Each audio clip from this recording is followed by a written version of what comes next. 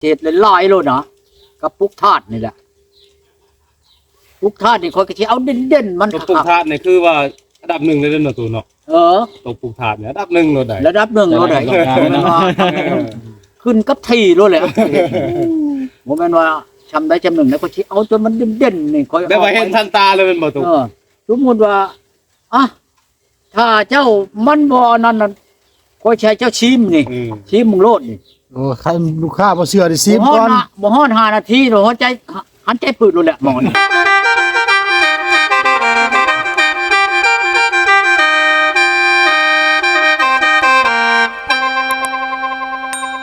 หมู่มาปุ่นน่ะนะเฉพาะของเฮาในครอบครัวเฮาอยากเฮาบ่ค่ากิโลเราอยากกินค่ากิโลคือมื้อนั้นแหล้วนี่ชาวบ้านแม่ดมา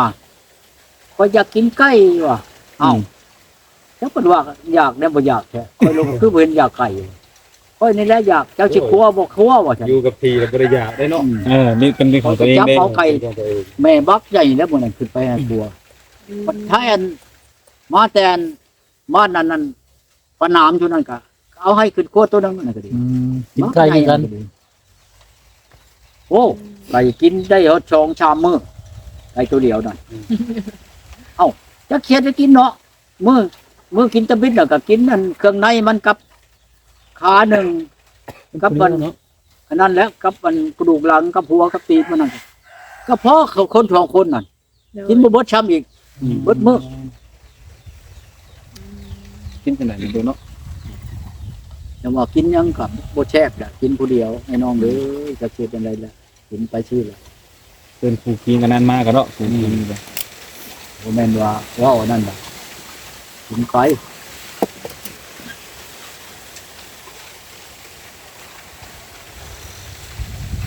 อักคิดว่าต้องเอาไอ้นอนเมียในตู้เนาะจังไดกันเนาะ กันว่าเว้าแนวหนึงนั่นกันว่าบ่อยากเอาบัดเจ้าบ่อยู่ผู้เดียว เงาเนาะตู้อยู่ผู้เดียวเนาะ ก็บ่ได้เงาได้เงาก็เพราะอยู่ผู้เดียวปัดเวลาเจ้าเจ็บเจ้าไข้คือพี่นี่แหละรถล้มทับค่อยจนให้ได้ ล่ม รถล้มทับค่อยมาแล้วมันล้มในบ่อนอันนี้นะทางแหวมามื้อนั้นน่ะฝนตกกันตอนแรงน่ะ อยู่ผู้เดียว มันมืด ผู้ถามผู้นั้นบ่อยากคักเลยเนาะตูเนาะ ล้มทับแล้วโอ้จักเจ็บเลยโทษใจอันปู่เรื่องเคยนะอันอยู่ปุระทาชโนเช้าอันคำแม่คำน่ะโอ้เราอ่ะคอยก็บ่ได้ไปแล้วลูกเจ้าเด้น้องเจ้าเอ้ยน้องเจ้าเด้เราอ่ะก็แม่นความเราอยู่ดอกโทรบอกบ่แม่นคอยอยากให้เจ้ามาดอกว่านี่ก็สิคอยลดคอยลงว่ะ บ่แจ้งให้ฮู้ซื่อเนาะแบบโอ้เป็นคือบ่บอกแน่ ผู้ลางคนก็ เช้าแล้วคอยก็ไม่ใช้คือบ่เห็นหน้าเห็นตาเอารถคอยลงรถเจ็บไปบ่ได้ใช้โอ้ยคันบ่จักก็ไปแล้วพุ่นล่ะมันเช่าเลยนี่ผู้นี้น่ะ คือเนาะ อ้าว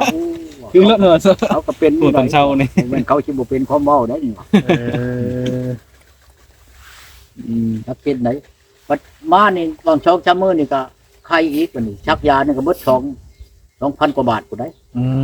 ไปชักนั่น2,000มันไล่เป็นเงินกี่มันล้านผู้ใด ตัดปลายผู้แล้วตู้ ล้านปลายผู้ใดคอยอันชักจังหวัด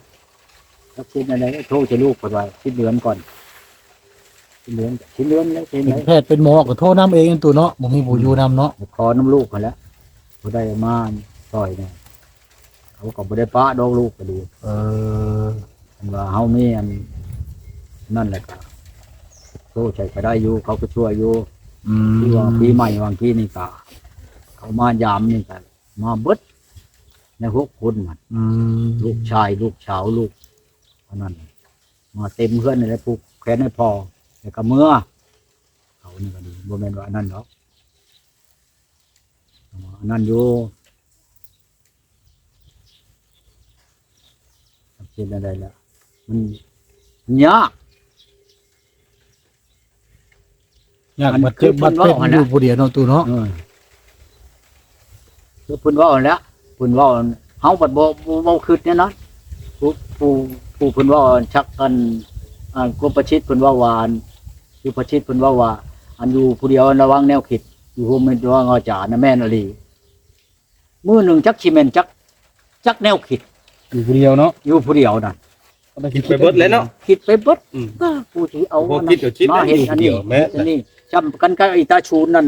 ตะกี้อีตาชูนว่าเอาเราอยู่แกล้งกอกมาเอาเมียอยู่ในบ้านข่อยแล้วว่าเฮาเช้าหน้าคืนนี่ผู้นี้สิได้ยวงคำแมนดำก็สิวางทองทอแล้วเอาเฮ็ดได้ยังโตเฮ็ดได้จังเฮ็ดหุงเอาคืดเราอ่ะคืดเช้าจะหันไปหันเช้าจะหันไปหันเราอ่ะก็คืดนั่นเราอ่ะบักไม่รับนั่นสิบักลงหันเราอ่ะปวดแปนบ่เลยนาเต็งเราอ่ะมันประถามมันคืดมันหมอนี่คืดจริงๆคือจักได้อยากมีแน่ๆมันว่า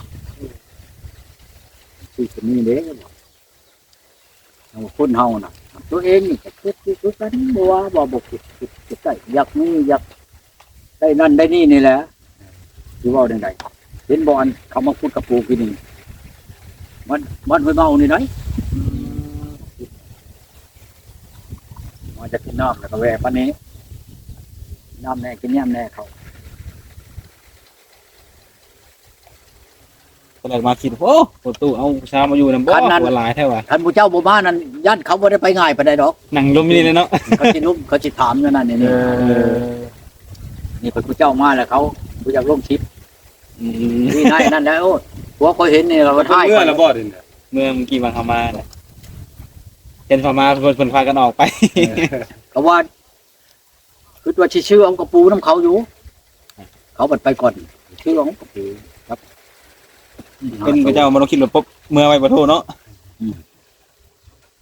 กระปูนี่ก็มาแล้วก็จี้เอาผักกระเดาได้เด้อลวกผักกระเดามากินกับแจ่วกระปูนี่คักไหนแอบกระเดานี่ ห้องจำได้เนาะ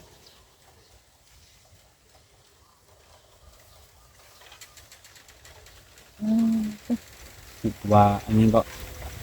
ประตูเอาเมียมันอยู่นำบ่แม่นเนาะคือมาเบิ่งเนาะมาเบิ่งอยู่ จังว่าได้จักได้อยู่แบบนี้มันทำจักสิยามใดจักสิเดือนใดจักสิปีใดล่ะมันจักสิเป็นเมียมันจักสิได้มาดูมาเช่านำก็ดีมันบ่คล้องแหละ ถ้าเจอบ่มีบ่ผู้สาวห่างเจอ ฮะ ถ้าเจอนี่บ่มีบ่เท่านั้นนะ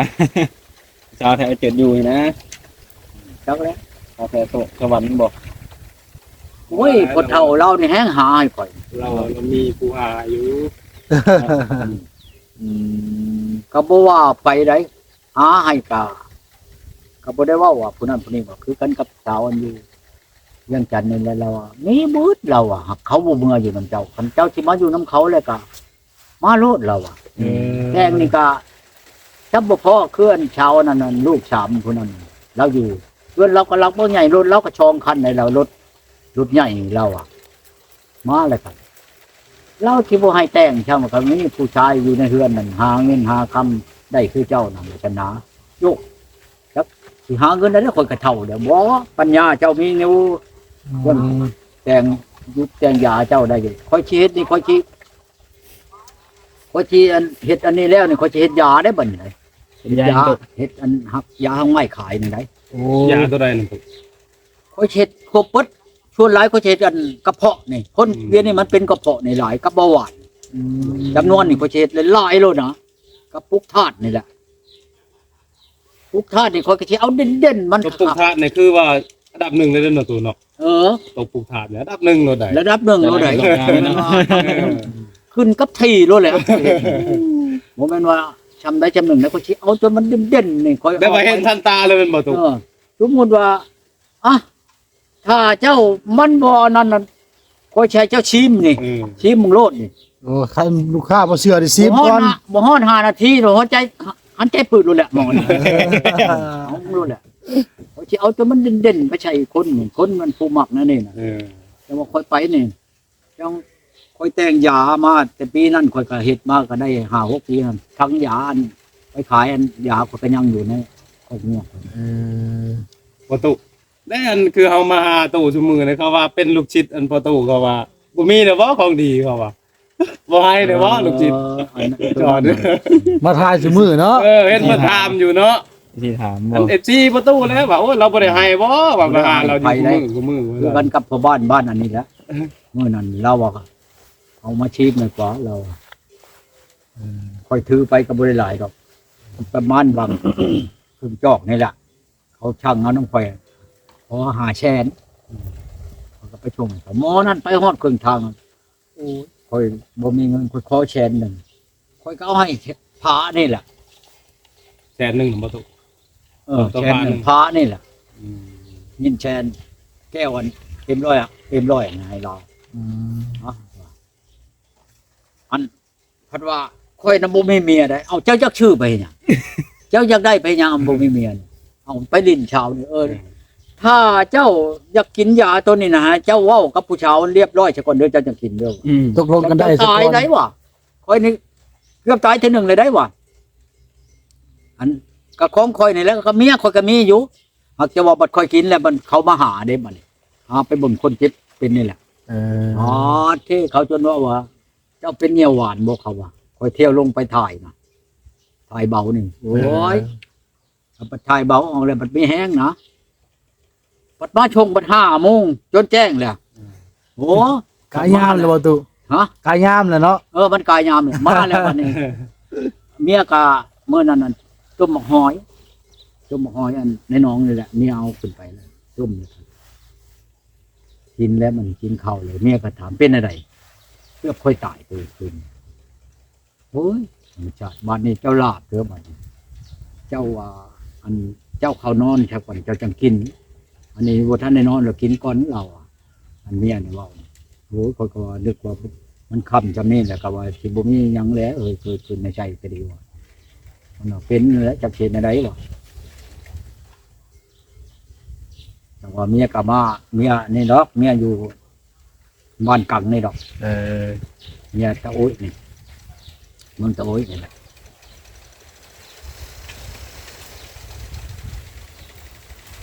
เดี๋ยวนี้บ่มีแต่สาวแถวนี้มาตัวโทรมาหาเนาะ บ่นี่ก็ดีเลยกับพ่อวันนั้นคือกันกับวันเช้าวันอยู่นาชายนี่โทษเช่นนี้ครับมาถอนเราแล้วนี่เช้าวันจันทีอยู่นาชายจันทีบ่เช้าจันที ตัวที่ว่ายาที่ว่าปลุกถาดเนี่ยคือว่าตัวอันเดียวกันบ่กับที่ว่าโทรศัพท์นั่นลูกที่ว่าโทรศัพท์แล้วทาใส่ปากอันเดียวกันบ่ บ่แล้ว คนละอย่าง คน เนาะ ละอย่างได้ โอ้ตัวนั้นก็คักเปิดกันเลยเนาะเพราะว่าไอ้ที่ใน TikTok นะผู้เขาคอมเมนต์อยากได้หลายตัวนั้นน่ะ แบบลมสาวในทาใส่ปากเลยก็ที่ตู้เลยบ่ตุ ตัวนี้ก็ขนาดได้ โอ้ แล้ว และ เป็นตาอยากได้ หัวหน้าคนอยู่เวียงจันทร์ผากมาแล้ว หลายคนอยู่ โทรบอกว่าให้ไปเอามื้อนี่คอยว่าญาติมันบอกทันว่ามื้อนี้มื้ออื่นจะสิไปเอาเพิ่นไปแล้วบัดนี้แม่เพิ่นไปอันเฮ็ดงานอยู่เกาหลีแล้วบัดนี้ล่ะ8 เดือนเพิ่นยังสิได้มาเพิ่นลิ้นผู้ชาวน้อยลิ้นแล้วมันบ่เกี่ยวแล้วตัวบ่เฒ่าเนาะลิ้นนิดน้อยแล้วโทรเอาเครื่องนำตัวเองนี่ไปแล้วโยมันก็ไปถ้าจะชบแล้วจังโทรหาเขาโยเขาหลอกเกี่ยวแกกับเพิ่นจังชัดจังซี่เลยเอาเลยได้บ่อนเพิ่นพากเงินมาให้มื้อนั้นก็800,000โอ้ยได้มักแล้วเพิ่นว่าคักเพิ่นยังอยู่คักแล้ว โอ้ทาใส่ปากแล้วก็โทรลมผู้สาวเนาะตูเนาะ แม่น ได้เรื่องคือกัน สมมุติว่าเฮาโทรนี่เนาะฮัลโหลเฮาเดี๋ยวนี้อันเจ้าอยู่ไสโอ้ข่อยอยู่เฮือนนี่แหละเจ้าอยู่กับไผอยู่ผู้เดียวโอ้ยอันเดียวจังหน่อยสิโทรใหม่เด้ออันไปนี่ก่อนว่าฉันเฮาใช้ได้บัดนี้ได้เครื่องเพิ่นแล้วบัดนี้ ที่ว่าเพิ่นเอาไป มันเฮาก็ใช้แล้วบัดนี้ ลมไม้ แล้ว มัน คักแน่แล้วบัดนี้โทรไปแล้วบัดนี้ฮัลโหลโอ้ยเดี๋ยวนี้หันมื้อนั้นมื้อนี้เด้อข่อยสิไปหาเจ้าว่าฉันมึงตายโลดบัดนี้นะ มันคุ้มมันหัวใจมันหัวใจตอนปุบแล้วบัดนี้ เอาแล้วนี่นะอีตาอันหมอกีโป้นี่บ้านยางนี่บ้านยางทิศบ้านดงบังนี่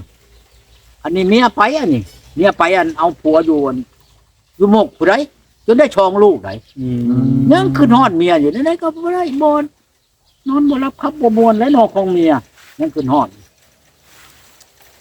ลูกไปอันมาหาตัวเองเนี่ยโอ้ยเฮ็ดให้ได้ถอนยากจังเลยเอาเครื่องนี้ให้มันแล้วก็ชูดมันชูดเครื่องมันถึกแล้วมันผมแนวว่าคุณบัดมีลูกมี อันนั้นอยู่เนาะลูกก็ชองคนแหละ อืม สิป้ามาบ่ได้ความบ่ได้พิษได้ของหยังนี่ครับจะเป็นแล้วบัดนี้มาบัดนี้มาแล้วตอนนั้นคอยบัดมีอันเมียอยู่กับแม่เขาอีกคำนี่เด้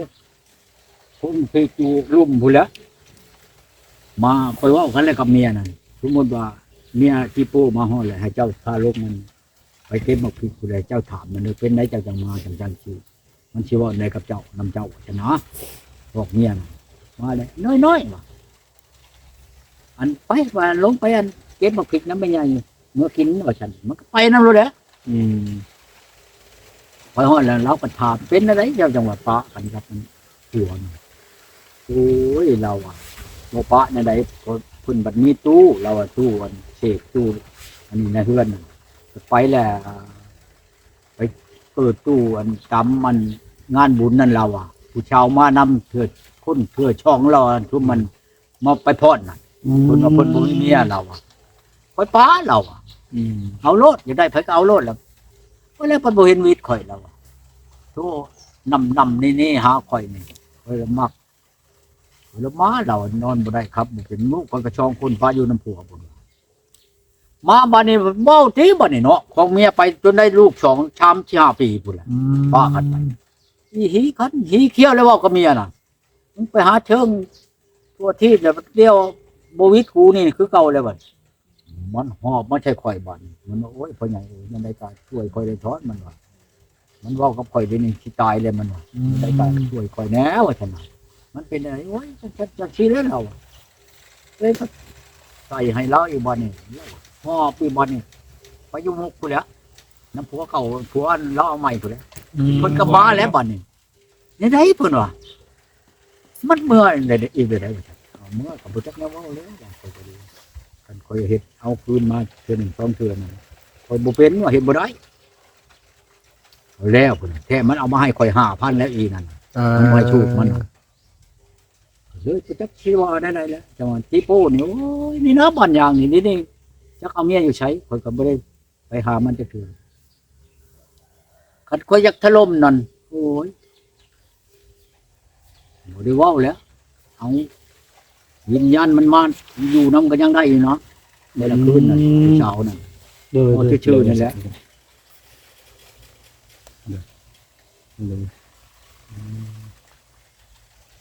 โอ้ยคนนี่ละแท้ละแท้คอยจะว่าคอยว่าจะเอาชุดท้ายบางที่นี่ก็ดีมันว่ามันบ่เป็นชุดท้าย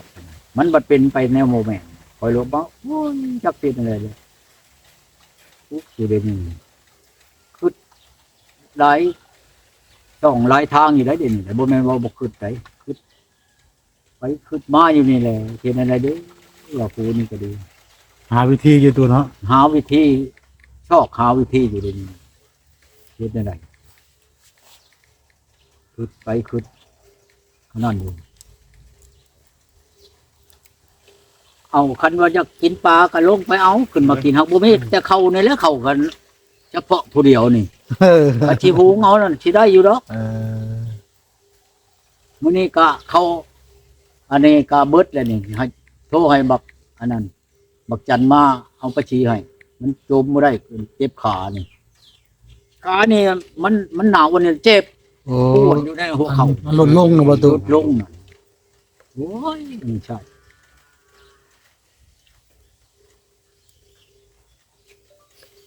บ่มีผู้เบิ่งเนาะอยู่ผู้เดียวตัวเนาะ บ่มีเลย โยพาวหาได้สหาผมมาอยู่นำนะ หานั่นแหละ หาอยู่แล้วหาก็อยากหาผู้มันกระบวนนั่นแหละ อืม หาคือจะเก่าเลยย่าแล้วนี่ไปเบิ่งอยู่อันเชฟโปดไปแล้วก็หมอนอันนั่นแหละหาให้ไปเบิ่งกับตกลงกันแล้วว่าอยากแปลงโลดให้ลูก คอสอ ตอนเช้านั่นก็ดี เอ แปลงโลดให้ลูกแล้วเลยสิไปตัวเองก็ช่วยเพิ่นนั่น700,000 โอ้แปลงรถนะบ่ แปลงโลดน่ะบัดนี้ล่ะจักสิเว้านั่นแหละตกลงบ่ได้แล้วเลยหักเงินส่งคืนมาหาตัวเอง อย่าแล้วหมู่ตกลงบ่ได้แต่เนาะ เออเงิน700,000เนี่ยโอนคืนบ่นี่ โอนเงินคืนยันเป็นหนี้ อืม อยู่ดอกทักไม่ว่าแหละ ไม่ได้เบิ่นสิรอสาบานาซาอย่างเดียวบ่บ่นี่คือแบบใด ก็บ่ทันได้เว้าผู้นี้ก็ดีมันบ่ทันได้เป็นนั่นมากเป็นหน่วยได้ตัวนี้ไหน อืม เด้อโอ้ยบ่ทันได้อันบ่ทันได้ว่าเพราะว่าอันนั้นได้กันว่ามัน50จะใครอยู่ดอกอันนี้มันบ่นู่นเป็นในนั้นน่ะ ยังบ่ฮอด50เนาะ ตั ตัว ว เนาะ เนาะ บ่ทันฮอด50แต่เช้าก็ยังบ่ฮอด โอ้ มันบ่ทันได้นึกแน่ว่าสิเอาผู้นี้เป็นได้เดี๋ยวนี้มันไปยังไงฮอดเพื่อมันอันนั้นหักหมู่เจ้าก็ยังสิฮู้จักอยู่หรอกมันอย่างนี้ในหูนี่ว่าทิศอองก็ไปขอเมียแล้ว เออ ไปขอแล้วอยู่ในเชโนนี่ คิดอองกันได้ ทิศอองนั่น โอ้ บ่แลแล้วบ่มื้อนั้นบ่แลก็ไป อืม ขอเมียทิศอองนี่ครับบ่แม่นไปขอไปทาบพามอันพรผู้เช้าน่ะค่อยก็ฮู้จักกันอันตาผู้เฮ็ดอันนั้นนะเฮ็ดตู้เฮ็ดเตียงนอนนั่นเด้ โอ้ ที่โน่น